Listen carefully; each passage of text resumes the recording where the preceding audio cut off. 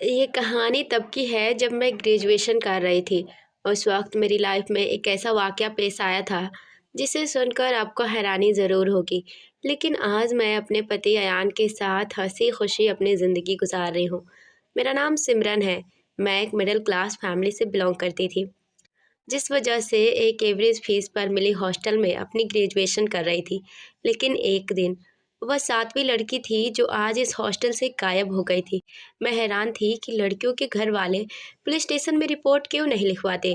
यह हॉस्टल तकरीबन 3 साल पहले बना था और यह हॉस्टल काफ़ी सस्ता भी था, जिसमें हर तरह की फैसिलिटी भी थी, तमाम तरह की चीज़ें थी।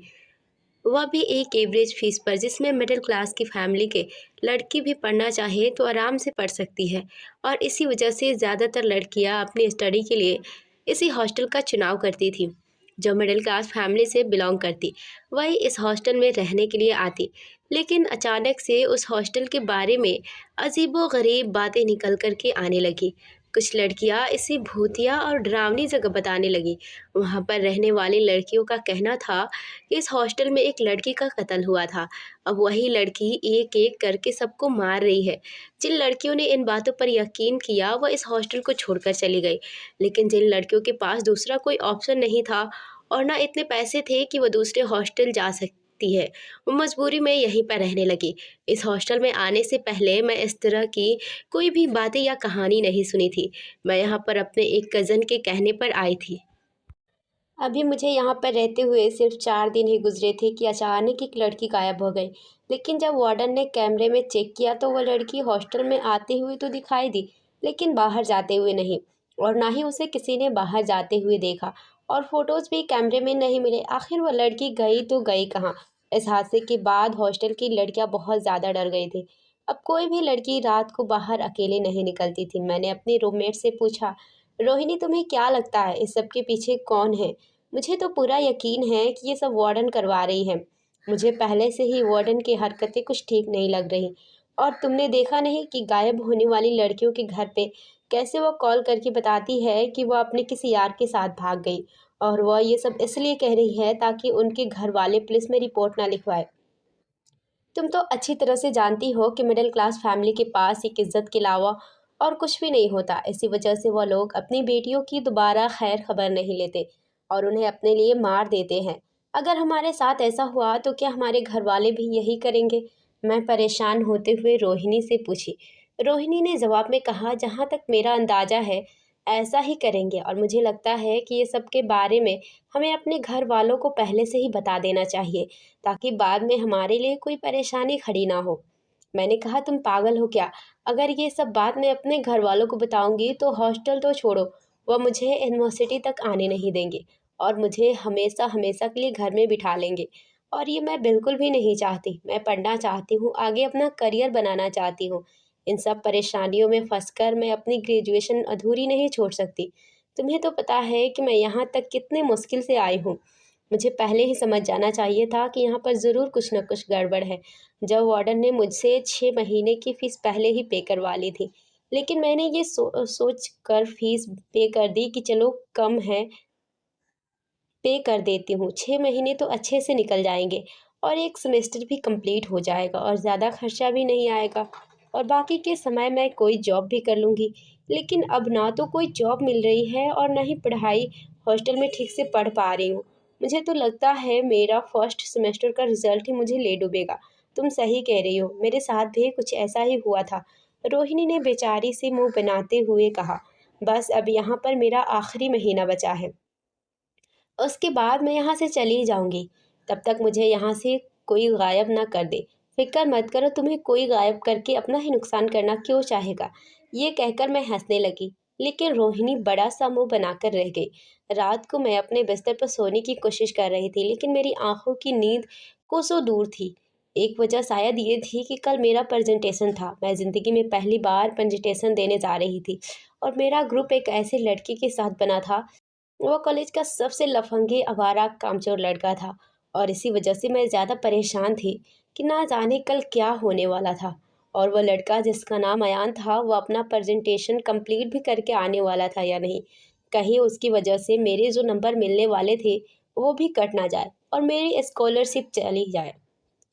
हज़ारों तक की बात मेरे दिमाग में आ रही थी, जबकि मैंने अपनी पूरी तैयारी कर ली थी, सब कुछ याद कर लिया था। मैं इन्हीं सोचों में गुम थी कि गैलरी में कुछ गिरने की आवाज़ आई। अगर कुछ धीमी सी आवाज़ भी आने लगी। ऐसा महसूस हो रहा था जैसे बहुत सारे लोग इकट्ठे होकर आपस में बात कर रहे हो। मैंने अपने रूममेट रोहिणी को जगाने की कोशिश की, लेकिन रोहिणी गहरी नींद में थी, जिसकी वजह से उसे बिना जगाए ही मैं वहाँ से बाहर आई, जबकि मैं डर और घबराहट का शिकार थी। और क्या पता नहीं मुझे बाहर जाकर देखना चाहिए, मैं खुद से ही सवाल करने लगी और इन्हीं सोचों में कमरे से बाहर आ गई।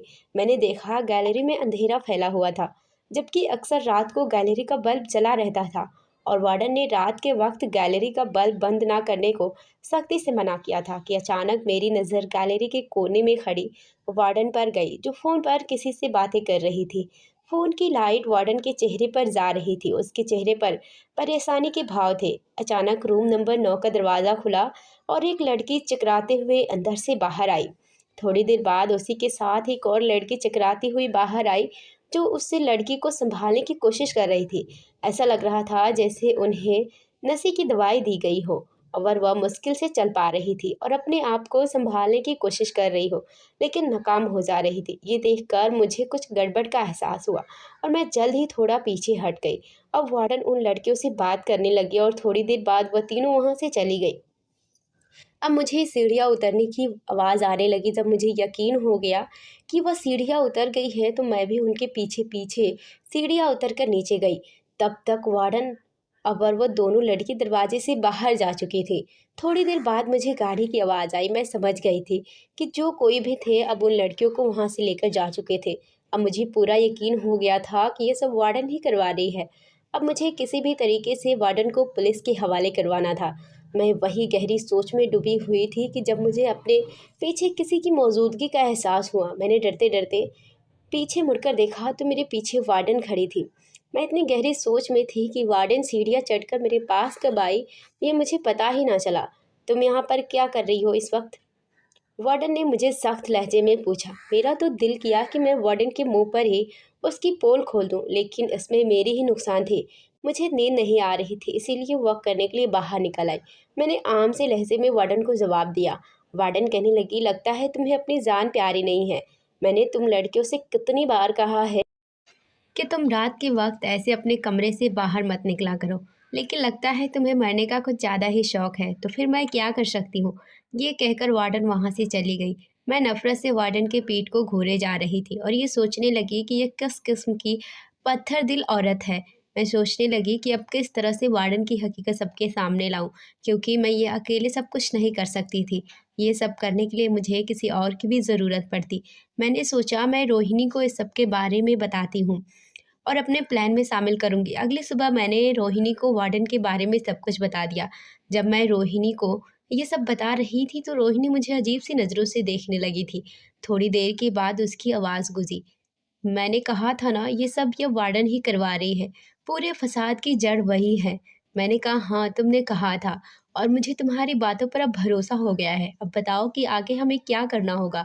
तो रोहिणी कहने लगी कि फ़िलहाल अभी हमें इंतज़ार करना होगा, जब तक कि हमें कोई ठोस सबूत नहीं मिल जाता। कल रात का वाक़या वार्डन को सज़ा दिलवाने के लिए काफ़ी नहीं है, क्योंकि वार्डन बहुत ही ज़्यादा चालाक औरत है। इसीलिए हमें उसके खिलाफ़ बहुत से सबूत इकट्ठे करने होंगे। तभी मेरी नज़र सामने लगी घड़ी पर गए, जिसमें सुबह के 7 बज रहे थे और मुझे आज जल्दी ही कॉलेज जाना था, क्योंकि आज मेरा प्रेजेंटेशन था। इसीलिए हमने इस मुद्दे पर रात के वक्त बात करना ठीक समझा। मुझे लग रहा था कि आज मेरा प्रेजेंटेशन पूरा बेकार जाएगा, वह भी अयान की वजह से, क्योंकि वह निहायत ही बेवकूफ़ लड़का है। लेकिन कॉलेज जाने के बाद ऐसा कुछ भी नहीं हुआ। उल्टा तो सबसे ज़्यादा नंबर हमारे ही ग्रुप को मिली थी। अयान की वजह से कॉलेज में हमारा प्रेजेंटेशन टॉप पर गया था और सबसे ज़्यादा नंबर हमारे ही प्रोजेक्ट को मिली थी, जिसको मैं नालायक और बेकार समझ रही थी। दरअसल वह तो क्लास में सबसे ज़्यादा इंटेलिजेंट लड़का था। ये बात हमारी पूरी क्लास को आज ही पता चली थी। मैं खुशी-खुशी हॉस्टल जाने के लिए कॉलेज से निकली ही, तभी अयान के रोकने पर मैं रुक गई। उसकी साँस ऐसे फूल रही थी जैसे वह काफ़ी देर से मेरे पीछे भागता हुआ आ रहा हो। थोड़ी देर साँस संभालने के बाद वो मुझे मेरे हाल पूछने लगा, मेरे बारे में पूछने लगा। उसके बाद वह इधर-उधर की बातें करने लगा। वह मुझे इस तरह से बातें कर रहा था जैसे वो मुझे बहुत पहले से ही जानता हो। और उसके बाद उसने मुझे दोस्ती की पेशकश कर दी। अभी तक तो मैं उसे इसीलिए बर्दाश्त कर रही थी कि आज उसकी वजह से मेरा प्रेजेंटेशन इतना अच्छा गया था। मैंने अयान को सख्त लहजे में समझा दिया कि वो मुझे काम के अलावा और किसी बारे में बात ना करे। मैं इतना कहकर हॉस्टल के लिए निकल गई। लेकिन आज मेरा मन बिल्कुल भी हॉस्टल जाने का नहीं कर रहा था। आज मुझे घर की बहुत याद आ रही थी। मुझे घर से आए हुए 1 महीना हो गया था और इस 1 महीने में मैं कभी भी इस बीच अपने घर नहीं गई थी। दूसरे दिन कॉलेज में अयान फिर से मुझसे बातें करने लगा। उस दिन का सख्त लहजा उस पर बिल्कुल भी कुछ असर नहीं कर पाया था। वह ज़हनी तौर पर बिल्कुल तैयार था और वह मुझसे इसी तरह के रवैये का उम्मीद कर रहा था। ऐसा नहीं था कि अयान एक गया गुजरा लड़का था, वह बहुत ही हैंडसम और डैशिंग पर्सनैलिटी का था। उस पर कॉलेज की तमाम लड़कियां फिदा थी। हर लड़कियां उसे बात करना चाहती थी, दोस्ती करना चाहती थी। लेकिन मुझे ऐसी गुंडागर्दी करने वाले लड़के और बदमाश लड़के बिल्कुल भी पसंद नहीं है। मुझे ऐसे लड़कों से सख्त नफरत थी और मैं उन लड़कियों पर हैरान होती थी कि जो अयान की एक झलक दिखने के लिए मर मिटती थी। आज भी कॉलेज खत्म होने के बाद अयान ने मेरा रास्ता रोक लिया और मुझसे बातें करने लगा। लेकिन वही मेरे पास ही खड़ी लड़कियां हम दोनों को देख रही थी। अगर उनका बस चलता तो मुझे जिंदा खा जाती। लेकिन मैं अयान से ज़्यादा बातें ना की और अपने हॉस्टल चली आई। हॉस्टल में दाखिल होते हुए मैं ये सोच रही थी कि आज भी यही खबर सुनने को मिलेगी कि आज एक और लड़की कॉलेज से गायब हो गई है। लेकिन ऐसा कुछ भी नहीं था। सारे हॉस्टल में बिल्कुल सुकून था और वार्डन हमेशा की तरह अपने ऑफिस में बैठे किसी से बातों में मसरूफ़ थी। ना जाने क्यों वार्डन को देखकर मुझे गुस्सा आने लगा था। मैंने वार्डन को बिना सलाम किए हुए वो ऊपर चली गई और ये बात वार्डन भी नोट की थी, लेकिन वार्डन ने ज़्यादा तवज्जो नहीं दी। मैं ऊपर जाकर इस कमरे के पास जाकर खड़ी हो गई जहाँ कल रात वह लड़की नशे की हालत में बाहर आई थी। उसकी रूममेट से मैं बातें करने लगी और साथ ही साथ उस लड़की के चेहरे के भाव को नोट करने लगी। लेकिन उसके चेहरे के भाव बिल्कुल नॉर्मल थे। उस लड़की से बात करने के बाद मुझे कुछ पता नहीं चला, तो मैं उसके रूममेट रिमा के बारे में पूछा, तो उसने बताया कि वो अपने घर गई है, उसकी तबीयत ठीक नहीं थी। मैं यह सुनकर खामोश होकर अपने कमरे में चली आई और रोहिणी का इंतज़ार करने लगी कि कब वो वापस आए और मैं उससे इस सब के बारे में बात करूं। लेकिन रोहिणी ना ही दिन में वापस आई और ना ही रात को। जब मैं सुबह सोकर उठी तो देखी कि रोहिणी के बिस्तर वैसे ही पड़े हैं, यानी कि वह रात को भी नहीं आई थी। मैंने सोचा अब अपने घर चली गई होगी। अक्सर ऐसा ही होता था कि जब भी वह अपने घर जाती तो किसी को बताना उसे पसंद नहीं था। इस बात को लेकर वार्डन से उसका कई बार बहस भी हो चुका था, क्योंकि हॉस्टल का रूल था कि अगर किसी को भी अपने घर जाना हो तो रजिस्टर पर सिग्नेचर करके घर जाए। सुबह जब मैं कॉलेज जा रही थी तो मुझे हॉस्टल में किसी लड़की की रोने की आवाज़ आई। अब वह आवाज़ तीसरे फ्लोर पर से आ रही थी। मैं जब वहाँ गई तो देखा कि गुड़िया फूट फूट कर रो रही थी, क्योंकि उसकी बहन कहीं गायब हो गई थी और उसने हर जगह फ़ोन करके पता कर लिया था, लेकिन उसकी बहन का कहीं भी पता नहीं चल पा रहा था। अब वो वार्डन से इस बारे में बात कर रही थी, उससे लड़ रही थी कि उसकी बहन कहाँ है और बेतहासा ही रोए जा रही थी। जबकि वार्डन का हमेशा की तरह यही एक जवाब था कि मैं उसे हॉस्टल के अंदर आते हुए देखा है, लेकिन बाहर जाते हुए नहीं। तो अब तुम ही बताओ कि मैं इसमें क्या कर सकती हूँ? ज़रूर अपने किसी यार के साथ भाग गई होगी। तो बेहतर यही होगा कि तुम भी उसे भूल जाओ और अगर नहीं भूल सकती तो यहाँ से जाओ, मेरा दिमाग ख़राब मत करो। मैंने तुम लोगों से पहले भी कहा है कि तुम्हें यहाँ नहीं रहना तो तुम लोग यहाँ से बेशक चले जाओ। बाद में यह फ़िज़ूल के ड्रामे ना किया करो मेरे सामने। वार्डन अपने कड़वे लहजे से उस लड़की को लेक्चर सुनाकर चली गई थी, लेकिन मैं उस लड़की के पास जाकर उसे तसल्लियाँ देने लगी। वह लड़की मेरा सहारा पाकर बहुत ज़्यादा बिखर गई गई थी। मैंने आज कॉलेज जाने का फ़ैसला रद्द कर दिया और आधा दिन मैंने उसके साथ ही बिताए। उस लड़की ने मुझे बताया कि हम दोनों बहनें हमेशा की तरह एक साथ ही सोने के लिए लेटती थी, लेकिन सुबह को मैं जब उठी तो मेरी बहन नहीं थी। मैंने उस लड़की से पूछा कि क्या तुमने कल रात कुछ भी ऐसा वैसा अजीब सा महसूस किया था। मैंने उस लड़की से दोबारा सवाल किया तो वह लड़की किसी गहरी सोच में डूब गई। उसके बाद उस लड़की ने कहा कि हाँ, एक बात अजीब हुई थी कि हम दोनों को कल रात बहुत ही जल्दी नींद आ गई, पर हम लोग सो गए। तो मैंने कहा कि इस बात का क्या मतलब। गुड़िया कहने लगी कि अक्सर ऐसा होता था कि हम दोनों काफ़ी देर तक बात करते, उसके बाद तब जाकर सोते थे, लेकिन कल रात हम लोग ऐसे ही हमेशा की तरह बातें कर रहे थे कि हमें नींद की झोंकें आने लगी और हम दोनों को लेटते ही नींद आ गई। पहले ऐसा नहीं होता था। हम कितनी देर तक लेटते-लेटते ऐसे ही गुज़ार देते थे। लेकिन कल रात ऐसा लग रहा था जैसे हवा में किसी ने कुछ मिला दिया हो। मैंने कहा, कुछ नशा या दवा के जैसा? उस लड़की ने कहा, हाँ, कुछ ऐसा ही महसूस हो रहा था। अब मुझे उस रात का मंज़र मेरी आँखों के सामने घूमने लगा। मुझे रात वही लड़की भी वैसे ही उसी हालत में अपने कमरे से निकली थी। रात के वक़्त मैं वार्डन से बात करने के लिए उसके कमरे में गई, लेकिन वार्डन अपने ऑफ़िस में नहीं थी। मैं वार्डन के ऑफ़िस में बैठकर वार्डन का इंतज़ार करने लगी और साथ ही उसके कमरे का जायज़ा लेने लगी। मैं उस कमरे में देख रही थी कि मुझे एक ऐसी चीज़ नज़र आई, जिसे देख मैं हैरान हो गई। वार्डन के ऑफ़िस में एक बेहोशी वाला स्प्रे था, जो यकीनन परसों रात में इस्तेमाल किया गया था और वही कल रात को भी। लेकिन परसों रात को जो लड़की गायब हुई थी, उसके बारे में किसी ने भी कोई बात नहीं की, जबकि कल जो लड़की गायब हुई थी उसके बारे में सबको बताया गया था। यकीनन हॉस्टल की लड़कियां भी वार्डन के साथ मिली हुई थी, तभी वार्डन के लिए ये सब इतना आसान था। उसके बाद से रोहिणी ने भी वार्डन के बारे में मुझे कुछ बात नहीं की और दूसरी तरफ अयान मुझे घुमा कर रख दिया था। मैं कॉलेज में जहाँ भी होती, अयान मेरे आस-पास घूमने लगता और मुझसे बातें करने की कोशिश करता, जबकि मैंने उसे 2-3 बार अच्छी तरह से जवाब दे दिया था और उसे अच्छी खासी बातें सुना दी थी। फिर भी उसे मेरी बातों का कोई असर नहीं हुआ था। उल्टा वो तो और मेरे पीछे पागल हुआ फिरता था। मैं उसकी ज़िंदगी में आने वाली पहली ऐसी लड़की थी जो उसकी तरफ माइल नहीं हुई थी। वरना अयान, मैं जब से होश संभाला था, आस-पास हमेशा लड़कियों का झुरमुट ही लगा रहता था। जब अयान ने देखा कि मुझे उसमें कोई इंटरेस्ट नहीं शो हो रहा है, तो उसे हैरानगी हुई। उसके साथ-साथ उसे गुस्सा भी आ रहा था। लेकिन कुछ दिनों बाद ही अयान को मेरे नेचर का अंदाज़ा होने लगा था, क्योंकि मैं खुद में ही रहने वाली लड़की थी। मुझे किसी में कोई दिलचस्पी नहीं थी, यहाँ तक कि अपनी क्लास की लड़कियों से भी मैं कुछ ख़ास दोस्ती नहीं की थी और ना ही मैं किसी से जल्दी घुलती-मिलती थी। जबकि अयान खुद हज़ार लड़कियों से दोस्ती कर चुका था और कितनी लड़कियों से चक्कर भी चला चुका था। लेकिन उसे अपने लिए एक शरीफ लड़की चाहिए थी, एक ऐसी लड़की जो अपने ज़िंदगी में कभी किसी लड़के से ना बात की हो, ना उससे दोस्ती की हो, और ऐसी लड़की वो मेरे अंदर देखने लगा था।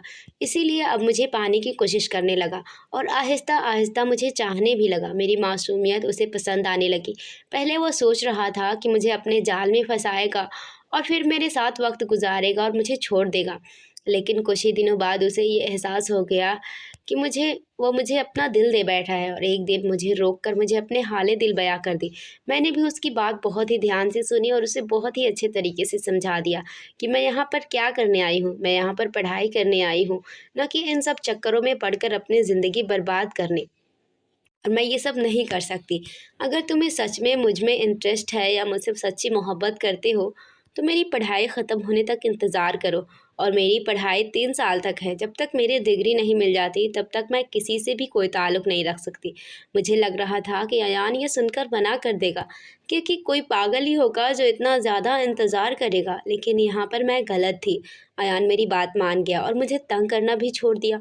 लेकिन इस दौरान अयान ने मुझसे भी वादा लिया कि इतने अरसे तक ना ही मैं किसी और से कोई ताल्लुक़ रखूँगी और ना ही किसी से शादी करूँगी, क्योंकि अयान मेरे कहने पर ही रुका था और मैं भी अयान को वादा दे दी।